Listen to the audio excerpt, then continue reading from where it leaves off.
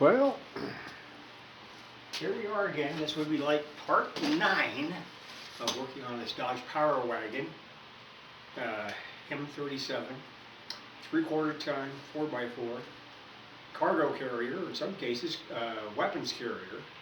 Is used for a lot of things. But yeah, I've been working steadily on this thing, little by little. I had to go ahead and take the brackets off for both headlights. Oh, and the truck batteries fit inside the battery box without the battery tray in there. And I had just enough room because the battery box measures 14.5 inches by 14.5 inches.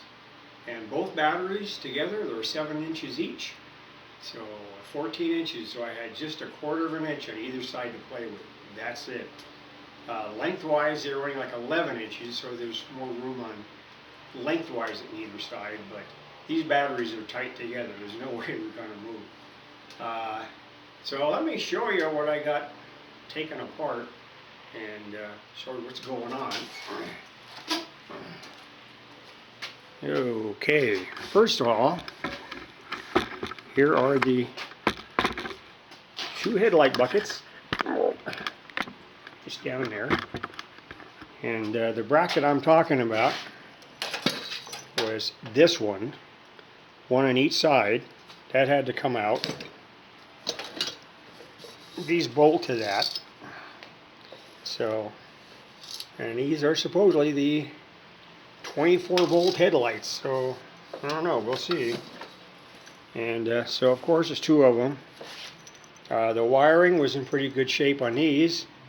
That was the other reason why I had to get the headlight buckets off, because down below is a metal channel.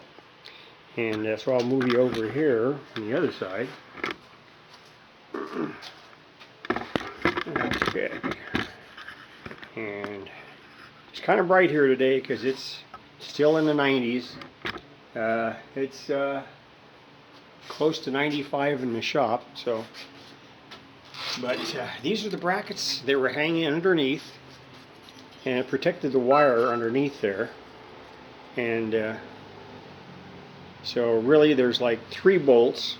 I thought all 4 of them had to come out, but as it turns out, the one at the far end didn't have to come out. It was just the 1 bolt would hook up like this underneath. So it protected the wiring going underneath here. So, and the wiring underneath. See if I can get under there and see. And we'll move you over there and grab a light. And okay. If you see that wire hanging down right there, that's the wire was protecting, and goes all the way into the inside the engine compartment. And so I've got to go ahead and get that shield off of there and see if I can match up the other wires to that. And then I'm going to use waterproof connectors and get those back together. So that's that one. And the other thing is, show you the, of course I got junk everywhere around here.